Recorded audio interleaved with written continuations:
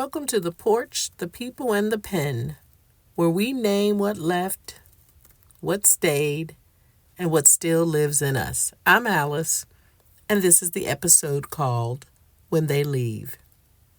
Everybody leaves, some with words, some without warning, some while still standing in the room.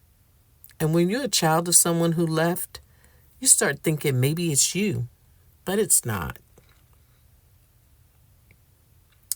My mother left first, not physically at first, but emotionally. They said she was sick, but I never knew what the sickness was. Nobody ever gave it a name, but it took her from us just the same.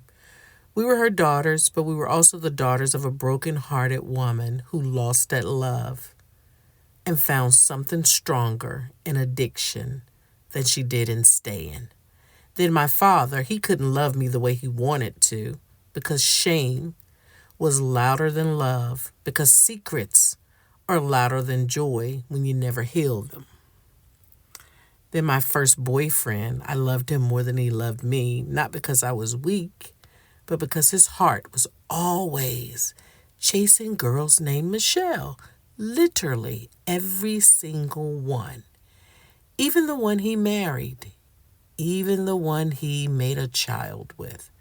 My grandmother once said, I never thought you would get over him, and I did. Not because I stopped loving, but because I remembered how my mama lost herself loving a man who didn't stay. And I wasn't about to go out like that. I ate at his grandma Jeanette's table.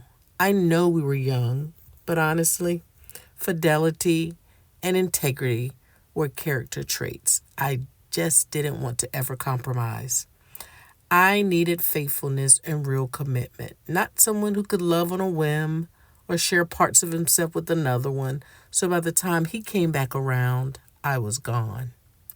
He could have been the one to change the whole trajectory of my life, but I didn't want a man who could love many, like what I saw growing up. I wanted different. Then I met someone who later became my husband. He was an alien, an immigrant from Africa, but he left me more times than I can care to count. He left emotionally to decide on a pregnancy, left me to take care of his family members while he made extra money to support an extra person, a troubled teenager, left me out of the plans to bring her to this country while I was a newlywed with 2 small children, a new house, and a fragile career. The pressure was real. He left me when I renewed a professional work contract without talking it over with him, of course.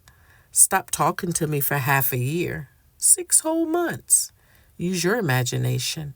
I would call. He never answered. It wasn't infidelity. It was pride.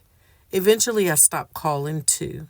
Tried to figure it out the best way I could, but then he left me for good. He died. Left me a widow, a single mother of 3, and then one by one, they left too. My children. Everybody leaves, except God. He said he would never leave me nor forsake me. I wasn't just left. I was learning what it meant to love and lose without leaving myself behind in the process. I stayed. I remained. I rebuilt. Maybe you've been left too, by a parent, a love, a dream, by someone who should have stayed and didn't, and maybe you thought it made you less, but you're still here. You didn't vanish with their absence. You didn't fold with their leaving. You stayed. Everybody leaves, but you don't have to leave yourself. Hold the part of you that still remembers. Love the version of you that waited at the door, and trust the part of you that kept going, because you're the one who stays. You're the one who writes it down.